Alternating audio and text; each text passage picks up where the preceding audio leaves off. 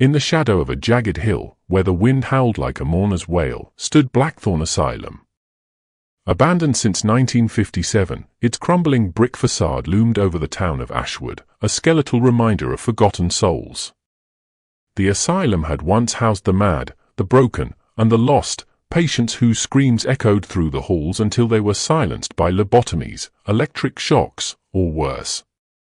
Locals swore the place was cursed, that the earth beneath it rejected the living. But it wasn't until the walls began to speak that the true horror emerged. Jake Carter, a thrill-seeking urban explorer, heard the rumors on a late-night podcast. Blackthorn's walls whispered the names of the dead. Armed with a flashlight, a camera, and a reckless grin, he broke through the rusted gates on a moonless night in March 2025. The air inside was thick with dust and the sour tang of decay.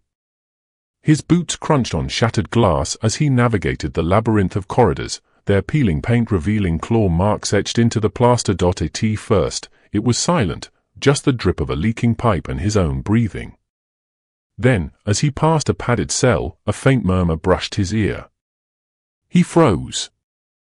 The sound was soft, like a sigh carried on the wind, but unmistakable. Eleanor, his flashlight flickered, casting jagged shadows. He spun around, but the hall was empty. "Just my imagination," he muttered, though his pulse quickened. Deeper in, the whispers grew. In the electrotherapy room, where rusted gurneys lay overturned, the walls hissed Thomas and Clara, names curling around him like smoke. Jake's camera caught the audio, a chilling chorus of disembodied voices. He tried to laugh it off, but the air grew colder, heavier, as if the asylum itself was waking up. In the surgical ward, where blood-stained tiles gleamed under his light, the whispers became a chant. Margaret. Henry. Ruth. The names overlapped, rising in pitch until they screeched, a cacophony that clawed at his skull. Panic set in. Jake bolted for the exit, but the corridors twisted, doors slamming shut behind him. In the common room, where patients once stared blankly at cracked windows, the walls pulsed with sound, dozens of names now. Samuel. Agnes. Peter, each one laced with anguish. He stumbled, dropping his flashlight.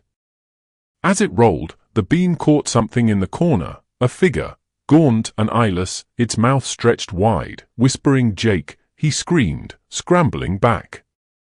The figure vanished, but the walls took up the call. Jake. Jake. Jake, his own name reverberating, mocking him. He clawed at the nearest door, finding himself in the basement morgue. The air here was frigid, the silence oppressive. Steel drawers lined the walls, some ajar, their tags faded but legible. Eleanor Grayson, Thomas Bell, Clara Dunn. The names matched the whispers. A low moan rose from the shadows.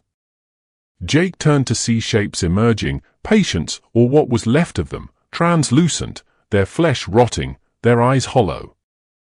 They shuffled closer, mouths moving in unison with the walls. "You're one of us now." His camera fell, still recording, as they reached for him.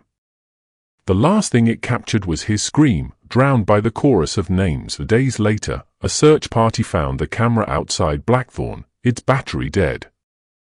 The footage ended with static, but the audio lingered, a new name added to the whispers. Jake. The asylum stood silent under the grey sky, waiting.